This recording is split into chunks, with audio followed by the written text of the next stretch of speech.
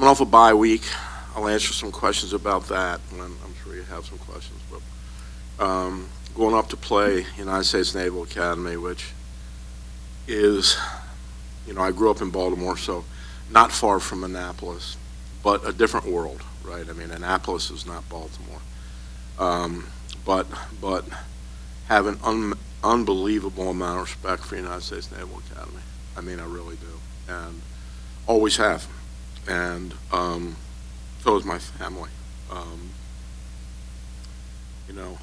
What those young men that play for them and young men and women that go to school there, what they sign up to do is incredibly selfless and must be respected. Brian Newberry is the coach. Second year, he's done an incredible job. I really respect what he's done, and I like Brian. He and I have started a friendship, and really have a lot of respect about them. They're ranked 25th in the country. I found out the other day, somebody told me, equipment manager or somebody, that we're 18-point underdog. And basically, they've not been stopped all year. They have a new offensive coordinator, which he's calling, his system is called the Millennial Wing T. And it is really very, very, it's fun to watch, hell to play against. And nobody stopped them. So they're 5-0. Or are they 6-0? 5-0. And they deserve to be nationally ranked. They deserve to be a big favorite. And it's homecoming too, which is, if you've ever been, I think I've coached a number of times in that stadium as a high school coach. But I was at one Navy game, and I think it was homecoming, and it is a unbelievable environment because the Navy graduates come back and really care about their team. So it's going to be a heck of a challenge, and with that, I will answer questions. What did you see, obviously, during the bye week, very limited action, but now seeing how they've responded to the bye week, what have you seen from your team in this kind of week and a half stretch? Well, not much. I let them go for a long time because we needed some time off. I think it was like 70, for the coaches anyway, it was 75 or 6 days in a row. And, we needed to get, some time away. But the days we did have them, they've been lifting and conditioning, and the days we did have them in practice, we practiced 2 days in the bye week, and they were good days. A lot of learning about this Navy scheme, both offensively and defensively. We didn't score against Navy last year. I thought they had a really good plan for their defense against our offense. So a lot of learning. They do a lot of interesting things on all sides of the ball, including special teams. And then we came back, and we've had Monday and today, and so there's still a lot of work to be done. There's a lot of work to be done. I don't think that you can go into a game against Navy or Army and say, well, you know what, they're not going to hit any plays on us. That's just unrealistic. I think what you have to do is be perfect, but don't be a perfectionist. So do your job, but when plays are hit, play the next play. Play the next play. And these are long games, and so, but there's a lot of work left in the week. I mean, we really need the full rest of the week to get ready.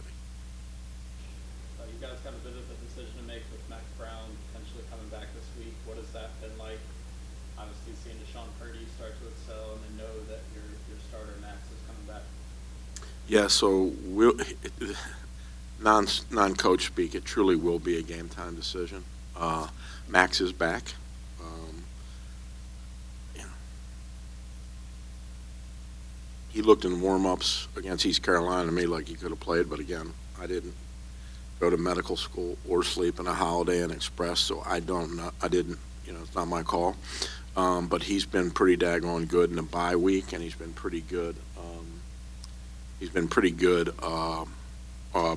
So far this week. He's locked on, and we will have both quarterbacks ready to go. Both quarterbacks will be completely, well, all three, but completely and ready to go, and we're very blessed because we've got, three guys that have experience and three good players. You get some more guys back healthy, or Yeah, we're totally full go. We're healthy. We've got no excuses, which is nice. can you kind of elaborate on the millennial wing tee that they're running? I mean, you hear wing tee and it's kind of throwback, and now is there a twist to this, or can you without giving away government secrets, can you talk about? Yeah, what no, that means? a lot of motions, a lot of shifts, option football. So there's lots of options on every play. They throw it much better than the normal option team throws the football. And the quarterback, Blake Horvath, is a star. I mean, he can run the offense. He's a great runner. I mean, Memphis has a lot of athletes on the defensive side, and he outran a bunch of guys. He had a bunch of long touchdown runs, and he threw a bunch of long passes too. So what they do is they get you focused on stopping the fullback, and then as soon as you do that, the ball gets on the perimeter or in the air, and if you're not disciplined, that ball's going a long way. So it's a hard, very hard offense to defend. And the difference, it's a different offense than last year, but the quarterback is a different player. So it makes them very, very, very tough. Been any thought about maybe talking about the wing tee, calling up one of the former coaches here, Keith Emery over at Charlotte Catholic, because I know they run it arguably better than any high school program in the state. Yeah, it's not really a wing tee. Its fundamentals come out of a basic wing tee, but it's really a triple option offense. So no, we haven't talked to Keith, and he hasn't volunteered to give us any information. Does a scout team become, every week the scout team has importance, but when you do face something unique like this, how much more important does their effort and execution matter? Well, they've been wonderful all year. They've been great all year. You cannot win without them. You talk about selfless guys that give everything and know they're not going to play. That's those guys. And they have been learning, how to demonstrate this offense, which is really hard to do. So they're critical. They've been working at it really hard. And but we're not going to get a look out of a scout team.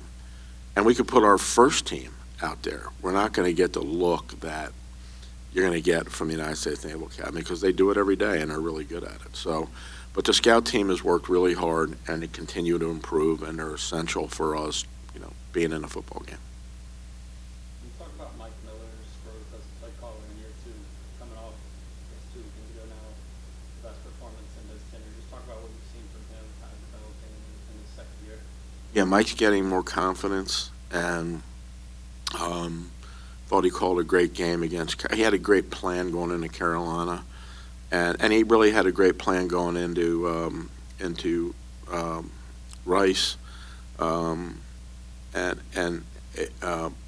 we just didn't really execute on that from the quarterback position until we made the change. But when we made the change, that was there. So he's doing really well.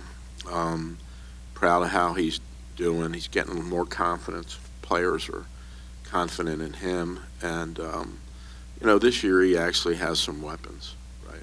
And so I think he's doing well. Created a lot of offensive momentum against East Carolina, both sides passing and running the ball. What is maybe the biggest key to keeping that momentum through a bye week? I don't know that you can keep it through a bye week. A bye week is look. A bye week is never great, okay, unless you're banged up. I mean, if you win and you have a bye week, you're like, we'd like to really keep playing because we're hitting our stride. And you don't want to lose any of that momentum. And if you lose and you go on a bye week, it's like, it's not good. So, but I think our kids are they're very spirited. They're looking forward to Saturday, and they're working really hard. Now, these are two terribly different games than what we played, stylistically and everything else. So it's a different kind of thing. Now, the good thing about the bye week is that, when you play a team like Navy, the bye week really helps. But Navy had a bye week also. So, I'm sure we will see different things out of their offense. We'll see some different things out of their defense, and they will be prepared for us. So, kind of a wash. Saturday starts, say the start of a 3 or 4 game gauntlet for you guys, with the first 3 being in a 12-day span. Talk about how you keep your team locked in, and goals are also in front of you guys moving forward. Yeah, well, you just got to focus on one game at a time, right? The only game we're thinking about is the United States Naval Academy. And when Saturday at 7 o'clock or whatever it is when we get on the bus, or we'll start thinking about the next guys. But right now we're thinking about Navy and only Navy. And because it's a critical game, because it's the next game. Jaquarius Conley. Yeah, I'm really disappointed in that situation. I mean, we can't get Chapel Hill to give us any help. We even actually, Reagan Hill actually drove there with JQ yesterday, and are scheduling his hearing for November 29th. Why in the hell would you schedule a hearing for November 29th for a football player? It happens to be the last day of the season. I think it's awful, and they have not been very responsive, and that's why our people had to actually get in the car and go over that there, and I think they should be ashamed of themselves because this is a young kid's life. Chance, when you guys have an extra week to prepare for an offense that does things obviously so much different than the teams you've faced so far, what is that like as a defensive player, and maybe what are some of the advantages to having that extra week to prepare for someone like you? Honestly, I think I couldn't have asked for it in a better way. Their offense does things very different from everything that we're used to, and they're very good at what they do. So to have the extra week to prepare just allows us to hone in on our techniques and things that we have to be critical about this week, which is super, super important for our success. So it was definitely something that not only the players but Coach Oz took advantage of that we're just truly excited for. Like to have the game you guys had against East Carolina before that bye week? I mean, what does that do for motivation through that bye just work ethic? What does that do for a team when you have that type of win before a bye? Definitely. The win definitely helped bring confidence to everybody on the team. I feel like, day in and day out, we brought a different enthusiasm that week, and we know we need to carry that over into Navy. But ECU is over with. We're on to Navy now, so we're kind of just ready for that. Yeah, offensively, you guys had a ton of momentum coming out of that game. How do you make sure that stays with you guys through that bye and into another week against, a pretty good opponent in Navy? We just keep on focusing on our fundamentals, taking it day by day. Don't get too excited on the highs and don't get too sad on the lows. Just keep it as constant as possible. So that's been the message to the offense, and we've kind of kept it that way.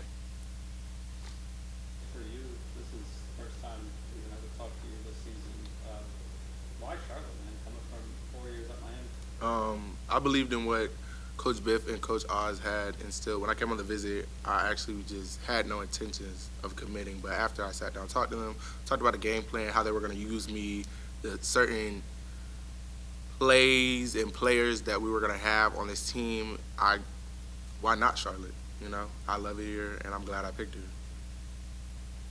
And this team changed as the year's gone on? Because obviously non-conference hard schedule had to deal with some losses, but then now in the conference schedule, it's been working out well for you guys so far. How has the team changed throughout the year? I would definitely say there's a level of maturity that the team carries now that I've seen a switch from the beginning of the season to now. You know, like Bryce said, we never get too high with the highs and we never get too low with the lows. You know, we just carry it out as is. We know other football teams are coached too. They're going to make plays, but we just hone in on what we were coached to do and fall back on our training. So.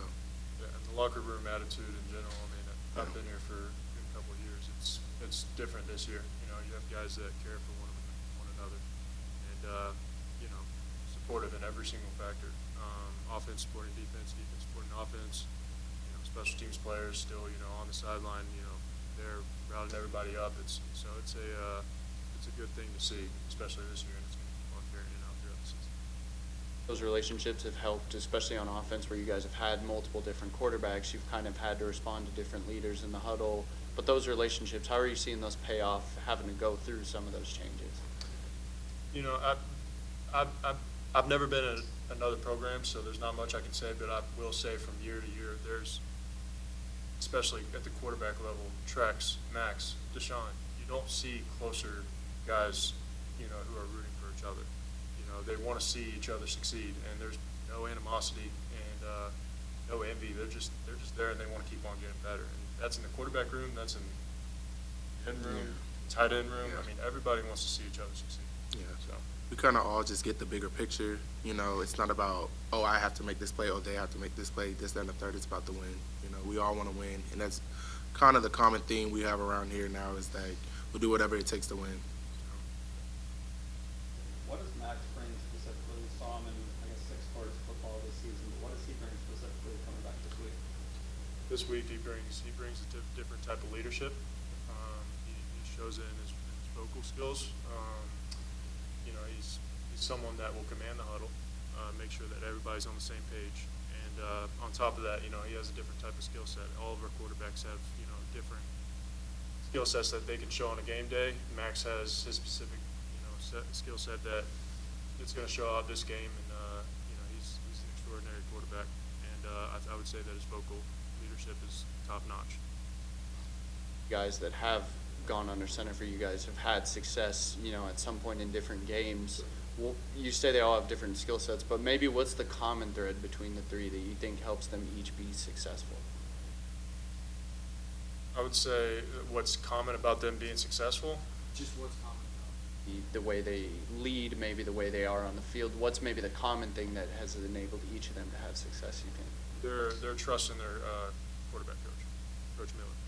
Each of them believes that he's, you know, capable of bringing them to the next level, and they trust Coach Miller, and you know, certainly everybody on the offense does.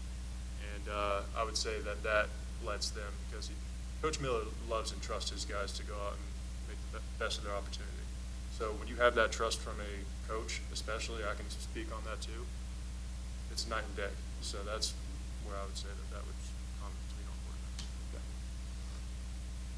But it's level like with your group now with the last two games, the way you guys won at Rice, the way you guys won against ECU. You know, obviously the results make everybody feel good, Right. but I mean, I would imagine that the confidence now coming into the Navy game is a lot different than it was, say, after Yeah. JMU or whatever. Definitely, yeah. Football's a game of momentum, and you can take that in between weeks too. So 2 straight wins, you know, obviously we felt like on top of the world after the game, but like I said, you gotta water yourself down a little bit, get ready for the next game. You know, this is a good, disciplined opponent, number 25 in the nation, Navy.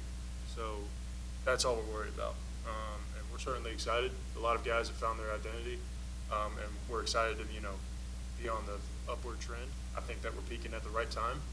But we just found our identity, and that's what our message is. That's kind of where our heads are at right now. So we're going to keep on going, riding that momentum. When you go against a team that has scored as much as Navy has this year, a lot of times that can be kind of an opportunity for a defense. But coach said we aren't looking for perfection, just guys that can bring perfect mindsets on every single play. How do you maybe embody that as a defense? We're not going to be perfect, but we just have to be perfect with our assignments every time we can be. So the way that we're attacking it is attacking our craft in practice. So if coach asks us to do something, we're going to do that and then some. The effort is there, and we're just honing in on different techniques and stuff that are kind of different this week because we know the opponent we're facing is extremely disciplined, and we know for us to have the success that we want, we're going to have to be even more disciplined. And so just having an offense like that just really gives us the opportunity to take the chance and just say, you know what, I can do this. I can do this for 60 minutes. Let me do this. And just to have the trust, not only with the coaches, but with your teammates, it just proves a lot of stuff for you. When you get set to take on this Navy offense and what you see on tape, what's the key thing for you guys? Is it eyes? Is it gap? Is it recognition of formation? It sounds like these guys do just a million different things. They actually just do what they do really, really well. So I'd say it's just a combination of everything, having the right eyes, having the right hand placement, being in your gap, being where your coach tells you to do. But honestly, that's how it is every week. Once you're not in the gap, they shoot through the middle for 80 yards, and Navy's no different. So we know we have to be disciplined and hone in on stuff like that like we do every week. So I'd say, yeah, like attacking practice, like I said, we would do that. But like I said, this is Navy week. We're focusing on Navy, so.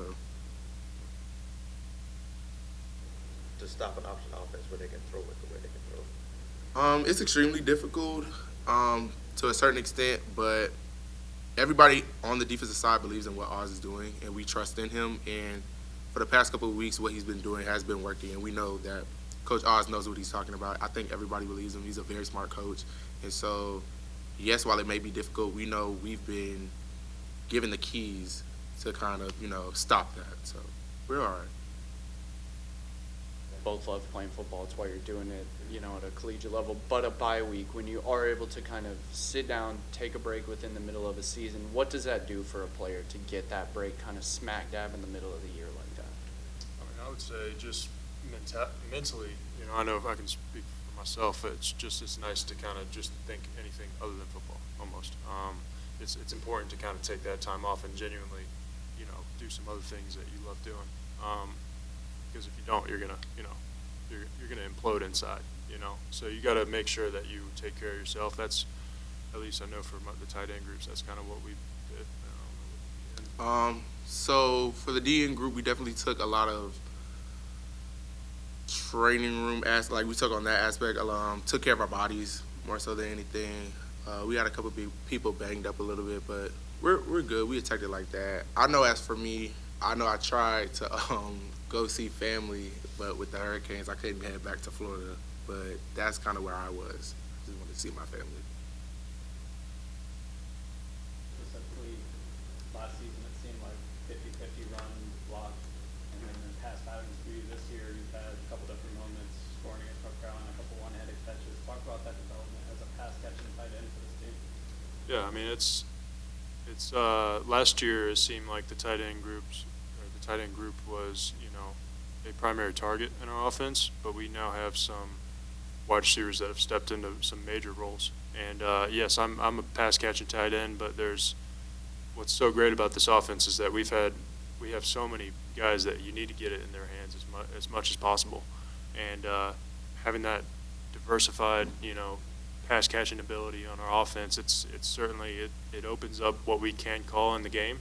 But for me, as far as being a pass catching, what I can do, whatever they call, I'm going to be there and I'm going to do what I need to do to be right there for the quarterback, whoever that is, Max, Trex, Deshaun, any given week.